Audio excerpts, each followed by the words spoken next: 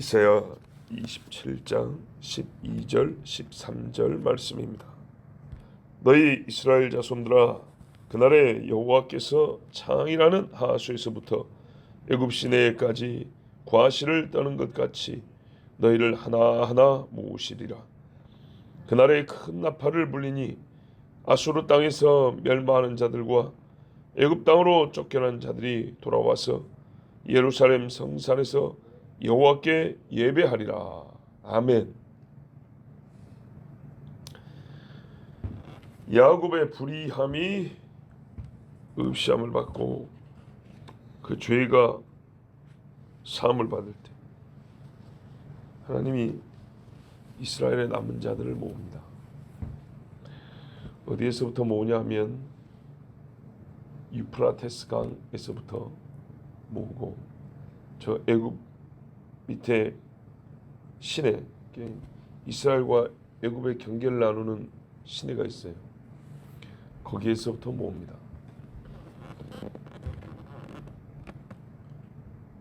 어디로 모을까요?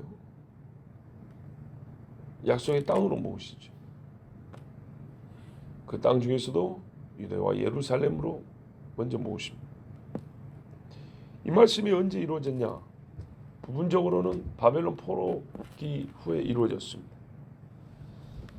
바벨론으로 끌려간 사람이 있고, 남은 자들 중에 말 안 듣고 애굽으로 내려간 사람들이 있었어요. 그런데 지금 우리는 그 나라를 보고 있어요. 그렇기 때문에 이 말씀은 주님이 다시 오실 때에 완전히 이루어질 것인데, 그러면 이게 무슨 말이냐면 주님이 다시 오실 때에도 이스라엘 사람들이 흩어져 갖고 있기를, 애굽이나 아수르의 경계라고 할 만한 땅에 주로 흩어져 있다 그 말입니다. 근데 잘 생각을 해보세요. 이게 틀린 말이 아니고 그럴 수밖에 없는 게, 우리나라가 외세 침략을 당해서 우리나라 사람들이 끌려갔다 합시다. 대부분 어디로 끌려갈까요? 가까운 데로 끌려가죠. 멀리 가겠습니까? 그래서 일본이 한국을 쳤는데 한국 사람을 데리고 브라질로 가고 아르헨티나 가고, 그래서 해방되니까 남미에서 오는 배가 그냥 막 수십 척씩 들어오겠습니까? 일본에서 들어온 배가 더 많아야 되죠. 중국 사람이 쳤는데 중국으로 끌려간 사람이 많지, 중국 사람들이 한국 사람 데려다가 호주로 데리고 가겠습니까?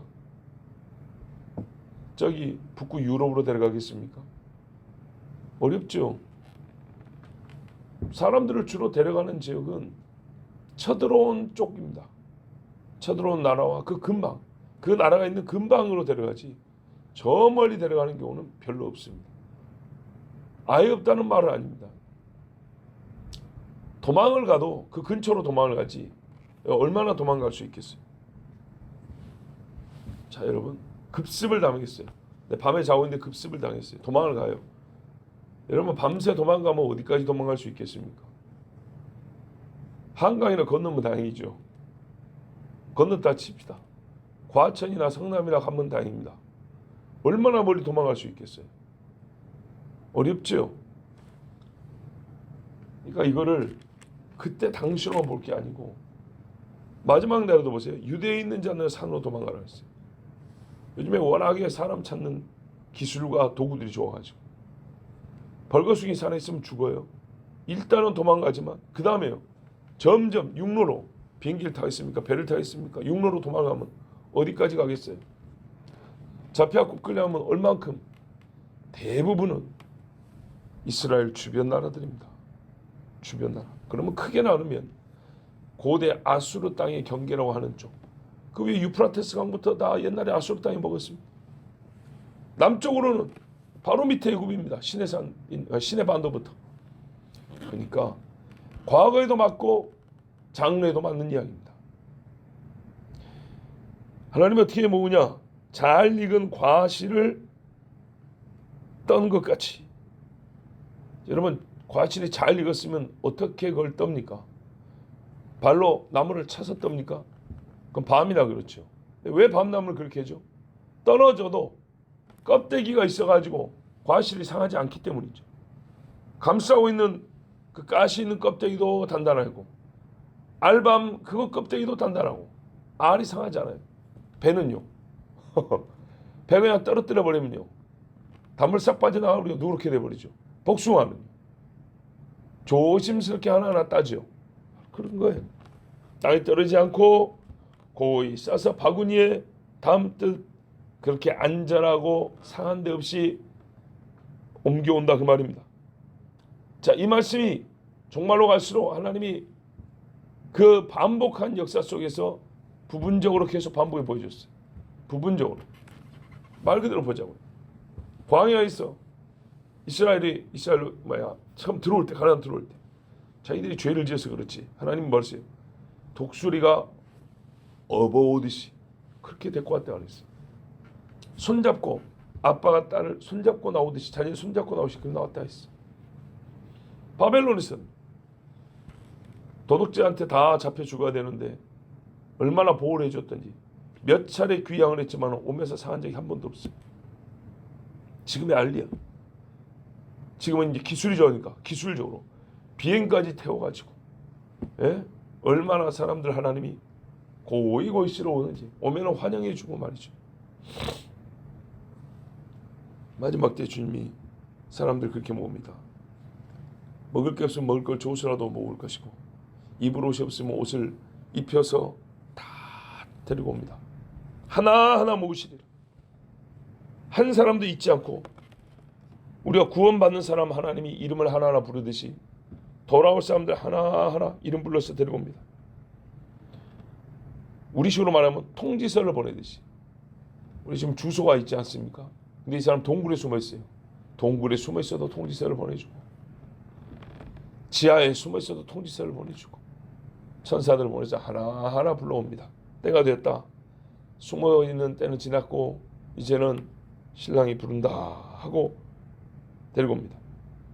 죽음과 핍박의 요소도 사라졌다. 끝났다. 평강의 걸음으로 오게 합니다. 그런데요, 하나하나라는 말이 주는 어감이 있어요. 1000명이 한 자리에 모여 있으면요, 10,000명이 한 곳에 있었으면 하나하나가 별로 어울리지 않죠. 그래요. 모아보면 생각보다 많겠지만 그 각자는 거의 한 사람 한 사람씩 떨어져 숨어 있는 정도였어요. 그러니까 그때는 얼마나 무섭고 힘들었겠어요. 진짜 나밖에 없는가. 그죠? 끄집어내 보니까 많은 거예요. 그러나 바알에게 무릎 꿇지 않은 7,000명도 각자 흩어져 있기 때문에 숨어 있는 동안에는 나 하나 혹은 2-3명, 그러니 얼마나 무섭고 힘들겠어요. 그래서 한 사람 한 사람 불렀다는 거예요. 그리고 이들을 모았을 때는 서로 보고 감격하고, 야, 너도 남아 있었구나. 아이고, 저기서 나같이 믿음 지킨 사람이 있었네 하고 위로하며 기쁨으로 찬송 부르며 올라오겠죠. 그날에요. 이날은 잔칫날이고 예수 그리스도의 승리의 날이고 백성을 모으는 날이기 때문에 통지서를 보내되, 제가 비유적으로 통지서를 했지만 실제는 어떻게 통지서를 보내요? 큰 나팔을 분다 그랬어요. 나팔절 첫 번째 의미가 뭐라고요? 소집입니다. 소집. 모이라, 깨어나라, 알리는 거. 13절 보세요. 그날이 큰 나팔을 불리니 아수르 땅, 애굽 땅, 이 쫓겨난 사람들이 돌아오리라. 승리했습니다. 전쟁이 끝났습니다. 나팔을 불려 알립니다. 여러분, 고레스 칙령 내릴 때 이렇게 큰 나팔 안 불렀어요. 희년의 나팔 소리도 이렇게 크지 않았고, 이스라엘이 지금 희년 잊어먹은 지가 몇 년인데, 이 나팔은 예수님이 친히 말씀하신 나팔이에요. 환란이 끝날 때지요. 마태복음 24장 31절에 그가 큰 나팔 소리와 함께 천사들을 보내리니 그들이 그의 택하신 자들을 하늘 이 끝에서 저 끝까지 사방에서 모으리라. 첫째는 이스라엘이요, 둘째는 접붙임된 이스라엘. 예수님이 친히 천사들을 보내서 나팔 소리와 함께 통지서를 보냅니다. 가자 하고 데리고 옵니다. 여러분, 옛날에 느헤미야가 돌아올 때 나팔 불지 않았어요? 에스라가 올 때 나팔 불지 않았어요? 그러나 여러분, 이 말씀을 보면요, 우리는 이렇게 알 수 있어야 돼요. 내 귀에 안 들렸지 하나님은 하늘에서 천사를 나팔 불게 하셨었던 것이구나. 하늘에서 하나님이 자 때가 되었으니 고레스로 하여금 칙령을 내리게 하라 할 때 그 명령을 받은 천사가 하늘에서 되어 나팔을 뻥 부니까 땅에서는 고레스의 마음이 감동돼서 이스라엘 사람은 돌아가라 그런다고요. 요한계시록 보세요. 우리 눈에 보이지 않지만 대접을 든 천사가 이거를 엎는단 말이에요. 우리는 보이지 않지만 그죠? 인을 떼는 천사가 있고 나팔을 부는 천사가 있다고. 첫 번째 그 말이에요. 왕년에 이스라엘이 돌아오고 할 때에 하늘에서는 하나님께서 천사들의 나팔 불게 하셨어요. 그리고 마지막 때에 돌아올 때는요, 진짜 모든 사람의 귀에 들리는 나팔 소리를 하나님이 불게 하세요. 이제 제일 중요한 이야기가 남았어요. 왜 모으십니까? 여러분, 구원은 모으지 않아도 되잖아요. 봐보십시오. 예수 믿는 사람 죽으면 하나님 천국으로 데려가시죠. 데리고 가려고 전부 다 자기 태어난 집에 오게 갖고 죽게 하지는 않잖아요. 꼭 자기가 태어난 집에 와서 죽어야 천국 갑니까? 그건 아니죠. 그렇죠. 그러면 구원이 문제라면 이스라엘은 모으지 않습니다. 그런데 하나님은 이 마지막 때는 구원하시되 어디까지 이루시냐? 약속의 백성을 약속의 땅에 오게 하여 예배하게 돼요. 여기까지 하나님 뜻이에요. 보세요. 여호와의 성산에 와서 예루살렘 성산에서 여호와께 예배하리라 그랬어요. 아, 살려줬으니까 여기서 대가를 받겠다는 거냐? 내가 살려줬으니까 와서 노래 한 자리 불러라, 그런 뜻이냐? 그게 아닙니다, 여러분. 이게 무슨 말이냐면 완전한 자유를 주겠다는 겁니다. 여러분, 예수 믿는 사람들은요, 예배를 못 드리게 하는 것이 핍박이에요. 그렇죠? 예수 믿는 사람들은 예배를 못 드리게 막는 것이 고문이에요. 그동안의 핍박과 고생으로부터 완전한 자유를 주겠다는 거예요. 1차적으로 이스라엘 사람이라고 그랬죠. 죽임당하고 포로로 끌려가고 고문을 당한 이유가 뭐였습니까? 왜 유독 이스라엘 사람들이 이렇게 크게 고문당했고 끌려가고 죽었습니까? 물론 자기 죄가 있기 때문이죠. 그러면 순전한 그리스도인도 있어요. 자, 유대인과 그리스도인을 종합해서 왜 죽임을 당하고, 왜 전 세계적인 미움을 당하고, 왜 모든 인류가 이 사람들을 못 잡아먹어서 안다 그랬습니까? 그거는 하나님의 언약 백성이라는 사실 때문입니다. 우리가 묻지마 살인범보다 나쁜 사람입니까? 그건 나쁜 짓 했습니까? 누구 칼로 찔러 죽였습니까? 그러지 않죠. 그런데 세계적인 미움을 받고 정말 상상할 수 없는 고문을 해서 왜 죽입니까? 뭘 잘못했다고? 예배드렸다고 죽였잖아요. 예배드렸다고.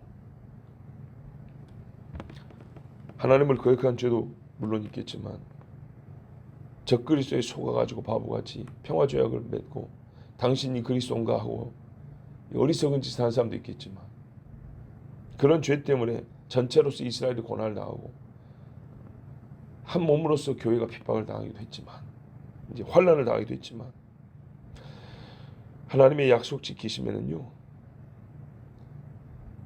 이 고문을 당하면 첫째는 언약 백성이다, 그리스도 예수를 믿는다는 게 들어있고요. 그리고 하나님께서 이 언약 백성과 이 언약에는요 뭐가 있냐면 원수의 손에서 벗어나게 하고, 벗어난 자들이 벗어났으니까 이제 네 알아서 해가 아니라 갈 곳 없이 떠돌지 않냐고 여호와의 집으로 돌아오게 하겠다는 것이 포함되어 있습니다. 선지자들과 하신 약속 보세요. 이게 포함이 되어 있어요. 원래 하나님의 약속은 평강이고 생명이잖아요. 평강과 생명의 본질에 이 말세에 예루살렘으로서 하나님께 예배하겠다는 게 들어있다는 말입니다. 여호와의 언약에는 자기 백성이 다시는 헛되고 망령된 짓을 하지 않냐고, 지옥으로 끌고 가는 마귀에게 미혹당하지 않게 모아 보호하시는 하나님의 잔치에 참여하게 하시는 그것이 포함이 되어 있어요. 거기가 약속이에요. 약속. 접붙임내 이스라엘도 마찬가지입니다. 모두가 여호와의 성산으로 모여 주께 예배하게 됩니다. 성경 말씀에 약속된 구절이 참 많지만 우리가 지금 읽고 있는 이사야만 보더라도 65장 25절에 이리와 어린 양이 함께 먹을 것이며, 이거 우리 11장에서도 본 것 같지 않습니까? 11장이 예언이라면 65장은 이제 물론 이 자체가 다 예언서지만 그 예언이 완성된 날을 예언으로 보여주고 있는 겁니다. 사자가 소처럼 짚을 먹을 것이며 뱀은 흙을 양식으로 삼을 것이니 나의 성산에서는 해함도 없겠고 상함도 없으리라 여호와께서 말씀하시나. 다른 데는 해함과 상함이 있었다는 거예요. 그러나 이 모든 것들이 끝나고 하나님 신은 완전한 평강을 맛보고, 그리고 66장 20절에 나 여호와가 말하노라 이스라엘 자손이 예물을 깨끗한 그릇에 담아 여호와의 집에 드린 같이 그들이 너희 모든 형제를 문 나라에서 나의 성산 예루살렘으로 말과 수레와 교자와 노새와 낙타에 태우다가 여호와께 예물로 드릴 것이요. 아멘. 무슨 말입니까? 진짜 하나님이 이스라엘을 모아요. 뭐 이스라엘 사람들이 이제는 어디까지 하냐? 남아있는 여자의 후손 그리스도인들까지. 지금은요 이스라엘 본국도 노래하지만 다른 나라도 이스라엘 사람들 돌아가라 힘써주죠. 도와주죠. 그때가 되면 이스라엘 사람들이 어디에요? 한국 사람들도 오시오. 왕년의 원수였지만 애굽 너희들도 와라. 아수르 당신들도 이제 남은 자들 있으면 와라. 이래가지고 우리 같이 하나님 앞에 예배하자. 그러니까 우리가 일찍 읽은 대로 아수르와 애굽에도 대로가 통한다 하지 않습니까? 이 엄청난 일이 벌어집니다. 근데 또 대로가 있을 이유가 있겠죠. 왜? 계속 거기서 와야 되잖아요. 사람들이. 하나님께 와야 되니까 대로가 생기는 것이고. 참 꿈만 같은 이야기죠. 그래요. 바벨론에서 예루살렘을 돌아갈 때도 꿈꾸는 것 같았다 그랬어요. 이게 가능한 일이었는가 싶었던 거예요. 하나님이 일하시면 됩니다. 반드시 됩니다. 시편 99편 9절에 너희는 여호와 우리 하나님을 높이고 그 성산에서 예배할지어다. 여호와 우리 하나님은 거룩하심이로다. 아멘. 이 결론이에요. 예루살렘 모여서 예배하라는 게 신명기에서부터 하나님 말씀이었어요. 아브라함과 이삭에게 주신 말씀도 그것이었어요. 나는 아멘입니다. 여러분, 이것이 바로 여호와의 자기 백성 이스라엘을 향한 약속, 신실한 성취입니다. 그날 그때 우리가 같이 예루살렘 모여서 하나님이 나를 부르시고 나의 이름이 불림을 받고 또한 예루살렘 성산에서 하나님이 이야기를 다 같이 참여하기를 축복합니다. 기도하겠습니다. 하나님 감사합니다. 오늘도 우리가 주님 앞에 나와서 예배하게 하시고 우리 주 하나님을 찾게 해주셔서 감사합니다. 아버지 하나님, 우리가 이 땅에서 바라는 소망이 무엇입니까? 이 몸의 소망 무엇인가? 굳건한 반석 되신 그리스도 예수와 함께 영원히 사는 것입니다. 하나님이 마지막 때의 환난과 핍박 중에서 자기 백성을 보호하시고 또 부르사 예루살렘 성산에서 주님을 예배하게 할 줄로 믿습니다. 아버지 하나님, 꿈 같은 얘기죠. 바로 꿈꾸는 자 요셉이 온다 했습니다. 꿈을 이루시는 여호와 하나님, 우리의 꿈은 무엇입니까? 땅의 부귀영화가 아니었습니다. 하나님을 영원히 예배하는 것입니다. 진실하게 예배하는 것입니다. 진짜 유일한 신이요 빛이신 하나님을 정말 내 눈으로 보는 것입니다. 하나님 인도하여 주시옵소서. 오늘도 성산에 올라오듯이 이 예배당에 올라와서 하나님을 찾고 예배하는 자들이 있게 하시옵고 하나하나 불러 모으사 한 자리 한 자리 빈 곳이 없게 하여 주사 하나님을 경외함이 가득한 교회가 되게 하여 주시옵소서. 예수 그리스도 이름으로 기도하옵나이다. 아멘.